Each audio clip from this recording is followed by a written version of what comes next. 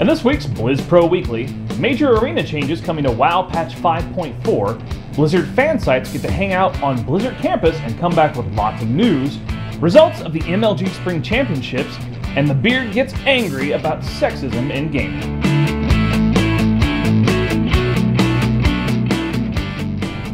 Hey guys, welcome to the newest episode of BlizzPro Weekly. As always, I'm your host, looking fabulous today, Chris Arnone, the Beard, known colloquially.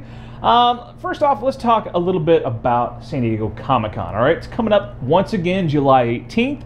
Yet another year I'm not going, wish I could. Hey, I've got a honeymoon to schedule, alright? So that's going to be way more awesome than once in a lifetime. I'll get there, don't worry. So in previous years, Blizzard normally has used this time to debut some new merchandise, talk about future plans for their IPs, and it looks like they got lots to offer once again this year.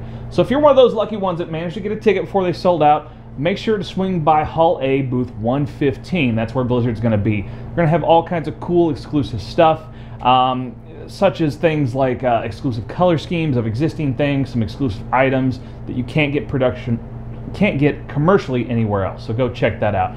JR is really jealous because he's going to miss out on the purple Zergling in particular. So like I said, if you're attending, make sure to stop by. Many of these products are limited to 2,000 pieces or less. Really cool stuff. Let's talk World of Warcraft. Here's the beef.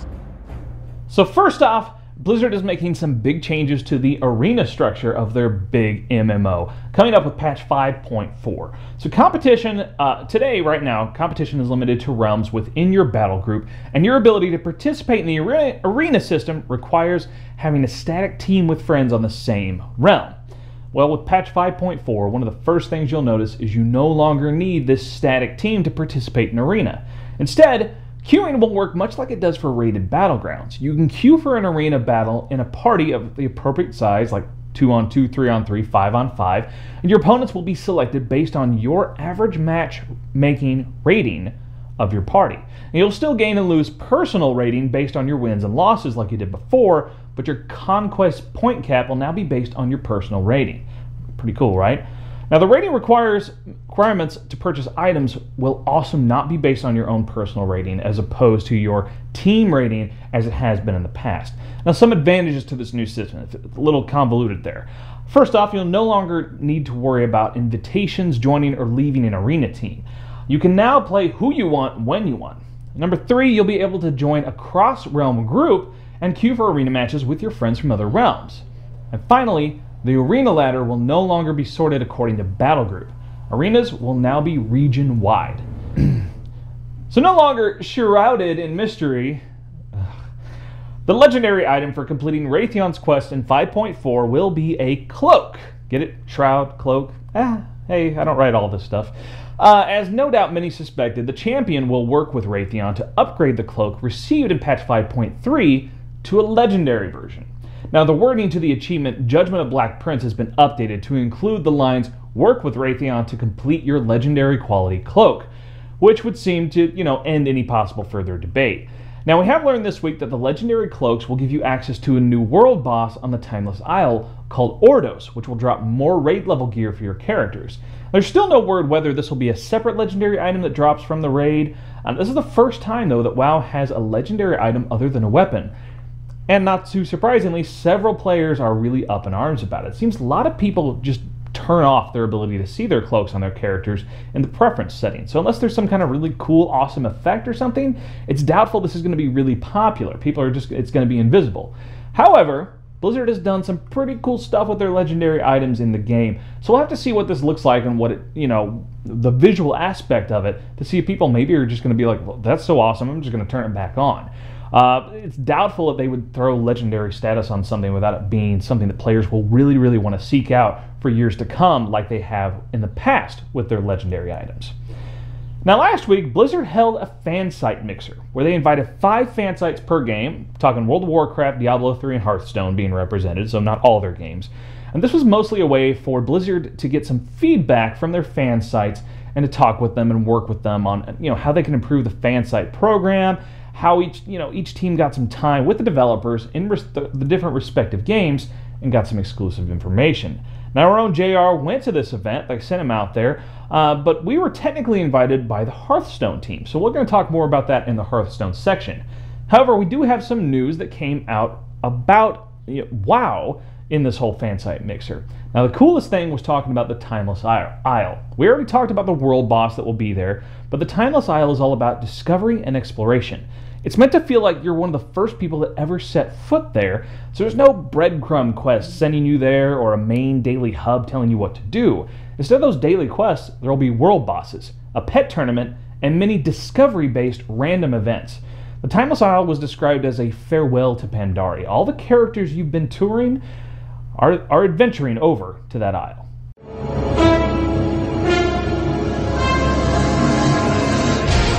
You want a piece of me, boy? So the MLG Spring Championship has come and gone. Of course, we had an awesome time at a Warcraft watching it. The 128 open bracket resulted with Pult winning the championship by defeating Hyun 3-2 in a best-of-5 series. Now, since this was a Tier 1 WCS event, Pult not only walked away with 10 grand, but also added 750 WCS points to his total, moving him into 17th in the overall standings. He's just 100 points shy of qualification for the global WCS championship at BlizzCon. Swedish player Nanawa was also able to make it to the semifinals, but he ultimately ended up losing to Pult. Of really cool note, though, well, not necessarily cool, kind of sucks, really. MLG announced their next event won't be until mid-November in Columbus, Ohio. So, bit of a different location, and definitely, that's several months from now until we get another MLG, but, we'll have to make do with other tournaments, I suppose. Let's talk Diablo III. Stay a while and listen. Now, a new hotfix for Diablo III recently came out, and several hardcore players should be pretty damn happy about the change. Alright, so it is no longer possible for hostile monsters to enter New Tristram through its eastern gate. Now, any monster that attempts to cross this threshold will instantly die. Basically, what was happening to some griefers, were what they were doing in public hardcore games, were dragging monsters into town and catching players that might be AFK in their hardcore games. Now, keep in mind, hardcore means if you die, your character's gone. So a bug like this was really, oh my god, griefing. Terrible, terrible. Really pissing people off who'd invested hours in their hardcore characters. So that should make people pretty darn happy. Now, once again, let's talk about that fan site mixer, right? So JR came back with some cool information, including they got to play test Diablo III for consoles and talk a bit with the development team. Now, the biggest news that came out of this is that patch 1.0.9 does not currently exist and is not even in development. It's not even a thing. Instead, what they're working on right now is what they call Loot 2.0 and what that entails. Basically, there are some big changes to itemization and how loot works, as well as other overreaching changes to the game itself. It's setting up to be a really big major patch, but it probably won't be released until sometime after BlizzCon. Unfortunately, we have no other details about Loot 2.0. We don't know when it's coming, if it's going to be part of the next unannounced expansion, if it'll be before that, if it'll be after that. We really have no idea. This news, rightfully so, has several Diablo fans pretty upset that there might not be another patch for Diablo 3 until, for quite some time, maybe not until the actual expansion comes out. It also means there's no news about PvP. There's still nothing about 1.1, which makes you wonder, have they abandoned it completely?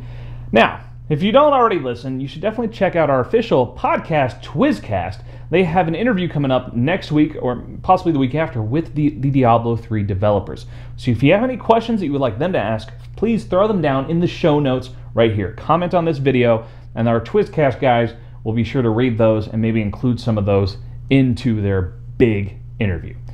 Let's talk Hearthstone.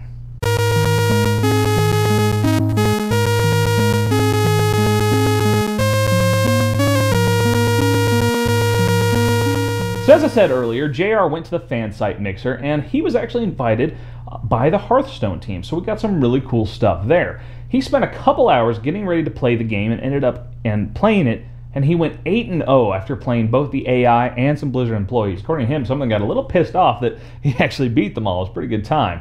But in his opinion, he felt the game was really polished, and the only things that he couldn't play around with in the alpha build were the store and the forge. Now, both of these are things the developers are currently working on. But based on how clean and polished it is, JR is expecting a beta possibly in the next 2 to 4 weeks. He just felt like it played that well and it was that ready. Now, the other part of the day was spent getting to sit down with lead designers for the Hearthstone team and get some questions answered, get some feedback about things. Now, major things we have learned. They have ditched the extra 5 health the player who went second received. Instead now, that second player will receive an additional card called a gold coin. It costs 0 mana and allows them to gain 1 additional mana crystal that particular turn. Though there will also be a tutorial mode when you start the game. You get a basic mage deck to play with, and as you progress, you get to open up the other basic decks for each class and then get packs that will add additional cards. Now, they are confirming daily quests. We talked about this before, but if you're, a WoW player, you might kind of groan, but don't worry. It seems like they're more like things like win 3 games against players or win 2 games against the AI, those kinds of things. Now, JR ended up completing one that said win 3 games in a row and was awarded a pack of cards for doing so. That's pretty cool. Now, probably one of the more disappointing things that they learned is you can only save up to 9 decks you have built. Now, that's enough to have 1 for each class. But the team is very interested in player feedback and are willing to change course if they think that that's what the players want them to do. So if you feel this is too little, like we do, it might be a good idea to go voice that concern in a constructive manner. Maybe throw down some comments here, go over to Blizzard's websites in their communities, and put that out there as well. But like I said, in a constructive way. They don't want to listen to people bitching. They want to listen to people that have good suggestions to make. JR personally mentioned that he has something like 20 to 25 Magic the Gathering decks in any given time, so limiting it to 9 in a digital game seems pretty rough. So, but it possibly might be something that they'll open up with like microtransactions, much the same way that League of Legends does. Who knows? Speaking of player feedback, nearly every fan site there requested some sort of spectator mode, so you can see both hands, be able to comment on the gameplay, basically opening it up for ETH Sports. Now, the team said they have no plans to do this on launch, but said if the players demand it, they'll try to make it happen. And they want to make it happen too. So if we ask for this, once again, constructive feedback, tell them we want this, I have a feeling they'll make it happen. Now, the last thing was iPad development. They said it's coming along nicely. Both versions going to be on the iPad 2 and up and the iPad mini.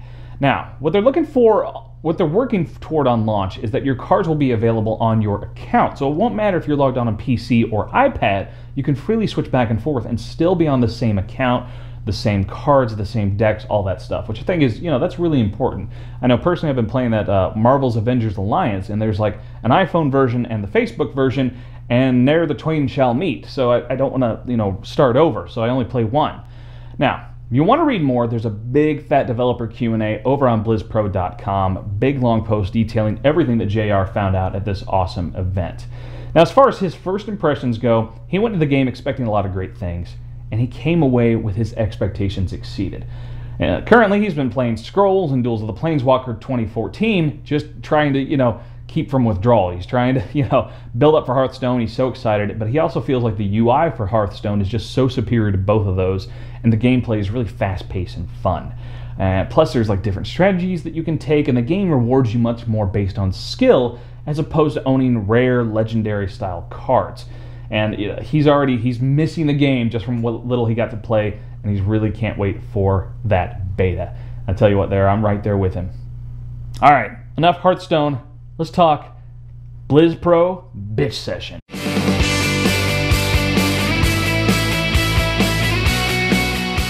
Now, if any of you have been watching the Hearthstone live streams with community manager Zarya playing, the Twitch chat has had some unfortunate comments that come off once in a while. Zarya is a woman, and there are these comments that come up like "show your tits" or "girls can't play games" and stuff like that. It's bullshit. There is very little in this world that pisses me off more than sexism. It doesn't matter what's between someone's legs or what chromosomes they have. Gamers are gamers. And this is what really just gets at me here. Gamers are a group that we bemoan being marginalized or stereotyped as these basement-dwelling, Mountain Dew-chugging, unkempt, antisocial men. And then here we are, spouting these sexist comments, marginalizing someone because they don't fit into that mold. Way to set gamers back 20 years and way to set men back by about 50 years. Grow the fuck up. And this isn't just a problem in Blizzard. This is all over gaming, all right? There are so many websites out there dedicated to showing all these horrible, horrible things that people say for no good reason, all right? A gamer is a gamer. It doesn't matter what gender they are. For instance, there was an awesome article on flygirlgamers.com that was actually about this dude playing Mass Effect 3 multiplayer on his wife's gamer tag and seeing that sexism firsthand. He never talked. He never let them know it was actually a guy whipping their asses. But the point was to experience that firsthand. There's also a website out there called fatuglyOrslutty.com, which is basically a place where women post about sexist comments that they have received in gaming in various fashions. NotInTheKitchenAnymore.com is a girl, made some cool art, but she talks about her own sexist experiences when she plays Call of Duty. It's stuff like, get back in the kitchen, people calling her bitch, and much worse things. It boggles the mind. And then, on the professional side of things, WomenInGamesInternational.org is a professional organization for men and women both, but it's promoting women in gaming. That's on the sort of development, publishing, that whole thing. And also the Twitter hashtag #1reasonwhy, which the whole idea is the #1 reason why there aren't more women in games development. And it's just the stories tied with that, startling levels of sexism professionally, personally.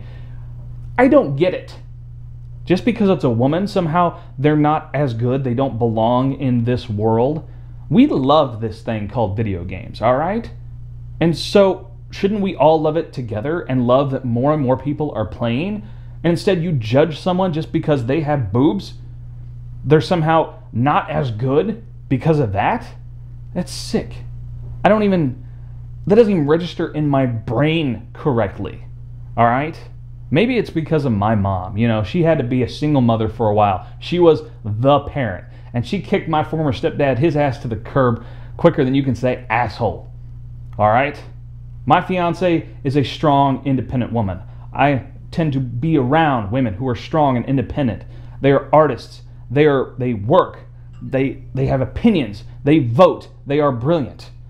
Oh, also, they're women. But that doesn't even matter. It just sickens me that this happens. And it happens rampantly. It's not a once in a while thing. You hear about this stuff happening all the time. I have to take a moment to breathe about this, all right? Now, tangentially, sort of attached to this at the end, I was at the Warcraft, the KC Warcraft that we just had, and there were a bunch of cool giveaways, and the big thing was this SteelSeries headset, all right? Now, SteelSeries provided this, and they said they wanted it to be given away based on people referring other people to come to the Warcraft. Now, what JR did, he had 4 people who brought at least 3 guests. So he wrote them down, 1, 2, 3, 4, put numbers beside them. Then he stood up and said, give me a number between 1 and 4. The first number called out was a 2. That happened to be a girl. And this girl was wearing a sundress. She was showing a little cleavage. Maybe she was flirting with JR a little bit, but she's the one who won. And then this guy has to come and complain about it. And then he gets on the Facebook group and saying that obviously the only reason she won was because she was showing her cleavage and she was flirting with JR the whole time. And so when this guy left, mind you, he actually had like a couple armloads of stuff that he also won, but he didn't get the big prize. Now I'll tell you what, I was sitting right there. What's more, Christy, my fiance, was sitting between us. We were right there. We saw what he was doing, and we heard the first number called out was a 2. So just to be clear, if JR had decided to do something based on sexism of any sort, I wouldn't have had to kick his ass, because Christy would have made it look like a scene from Game of Thrones. We would have to call it the Red Warcraft. Alright? We, BlizzPro, JR, myself, we do not condone sexism in any form. Not gonna happen. If you think that you need to berate someone because they're a different gender than you, go fuck yourself. Take off the headset. Don't talk to people. Play games and leave them alone. Alright, this is enough for this bitch session and this video. So I want to remind you, go follow me on Twitter or Tumblr. I'm on Facebook, also a Goodreads author. Subscribe and please listen to Twizcast, our official podcast. And check out BlizzPro.com, all the news, reviews, interviews, everything you need to know about Blizzard Entertainment games. And stay beardy, my friends.